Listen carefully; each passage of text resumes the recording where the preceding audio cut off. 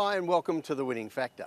I'm Aitken, and on this show each week we're trying to figure out one element of a race that we might look back on later as being the key to the result of that race. It might be the map, it might be the jockey, any element we can find that might end up being critical to who wins the race. Now the first race we're going to look at on Sunday at Sha Tin is race 5, and the winning factor here is the trainer. Now when we look over the field here, what strikes you most about the race is how open it looks. There are winning chances from Energetic Class up the top, all the way down to Precious Sweetie at the bottom, and plenty in between. But we've settled on one of those that we haven't seen a lot of so far, as we start to witness what is an annual phenomenon, champion trainer John Size. Now Size has racked up 10 championships in his 17 seasons in Hong Kong, an outstanding record. And two of the characteristics of his success have been his wins with PPGs, horses that arrive in Hong Kong unraced, and also his mid-season surge, his acceleration through the field. And usually November is the start of that. Now this isn't all of John Size's Hong Kong seasons, but we're looking at the last 10 completed seasons and what we've had so far of this one. And what stands out when you look at this graphic is how his team really gets going from the start of November every year. September and October, a little bit slow, but from November onward, for the next 5 months, Size is the dominant trainer. And this happens year in, year out. He's landed 57% of his wins from November to March, the months we're looking at, and most of the months where he's won more than 10 races for the month have occurred in that block. Now I also mentioned his success with PPGs. And we're going to look at a quick graphic of his PPGs from the 2017-2018 season. And what we see here is these horses, they start on a 52 rating, they come in unraced, they all start in the same place, and most of them improve on that rating as they race on. Here we can see that his 5 PPGs from last season, Conte, Nice Kick, Noble Delight, Raging Storm and Aero Happiness, well, only one of those was unable to finish the campaign above 52. The other 4 were quite successful. It's a pattern that plays out every season, and it usually commences in November. By that time, these unraced horses have had their couple of months to get up and running and get a little bit of experience, and then they start to improve. And that's why we've landed this Sunday on the John Size train Follow Me. Now we're going to look at his 2 starts to date. Firstly, his debut in race 39 back in September over 1200 metres. And you had to like the way that he shrugged off having to push out of a pocket at the top of the straight.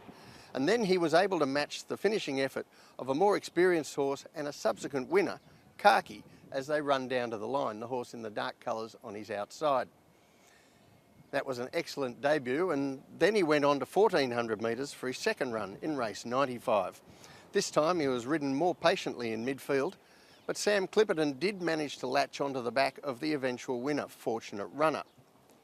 Now you'll note at the top of the straight he was beaten by that horse for a turn of foot, but then applied himself really well to run into second over the concluding stages. What's really to like about Follow Me, even at this stage, is his professionalism, and that is another characteristic of John Size's success with these PPGs. Now, when we look at the map for Sunday's race, Gate 9 does look a little bit sticky, and there are some queries on how much pace there'll be. However, I can see horses from the outside here, like Energetic Class and Vital Spring, who are drawn out. They might inject some speed into the race as they go forward and across. So the tip in race 5 is Follow Me. By no means a good thing in what is a tough race, but he's typical of the kinds of horses that John Size takes through the grades each season, and he could be the start of setting the ball rolling. So our winning factor is John Size, kicking off what is really his season from November onwards. The second race we're going to look at is race 10, and here our winning factor is the class rise. Looking across the field, there are 3 runners here that really catch the eye as strong chances, all in the lower half of the field: Harmony Hero, Super Rich and Green Energy. They all look real winning chances, but we're going to focus on the two rising in class after last start wins in Class 3, Super Rich and Green Energy. Now, as we've addressed previously on this show, horses rising in class, contrary to the popular wisdom, are actually a better bet than the horses dropping in class, and you can see that on the graphic here. Their strike rate is around about double what it is for horses dropping in class, and it's quite a consistent percentage across the grades. But even that good percentage improves on our second graphic here, which is horses up in class off a win. Now, not all horses rising in class are last start winners, but those who are in-form horses, possibly quite progressive horses, and it's an even stronger factor when the class change is Class 3 to Class 2, as Green Energy and Super Rich will be on Sunday. Now, we'll have a look at those last start wins. First of all, Green Energy in race 59, where he got a good pace mid-race and was able to charge down the outside in a very impressive display to win over 1,400 metres. Here he is in the green colours, right out in the centre of the track, finishing like a whirlwind.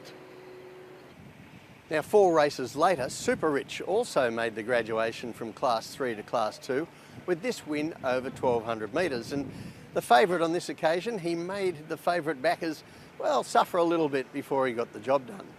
So as you can see, they both look horses with great credentials for winning this race.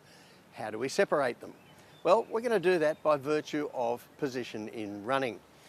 Now, firstly, we're going to have a look back at race 806 at the end of last season. Now, Super Rich had been slowly away in his first 3 starts, but 2 starts ago, this is how he began before an impressive win on the final day of last season. And then we're going to look at how he began in that race 63, which he won last start. Each time cleanly away from the gates, the first time very fast away from the gates, so we know that he can take up a forward position. Now, by contrast, we're going to have a look at Green Energy's last start win, and you'll see that his rider, Dylan Moe, makes a conscious decision out of the gates to steady him back to the tail of the field.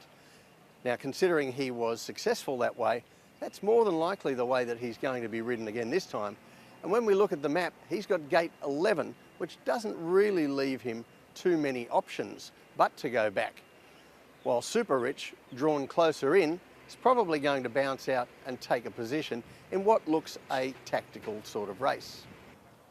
So we have 2 horses rising in class and having that advantage going up from Class 3 to Class 2, but our tip is Super Rich. His winning factor, the class rise, and he looks to have a tactical advantage over his rival Green Energy. Well, that's it for the winning factor this week. See you next time.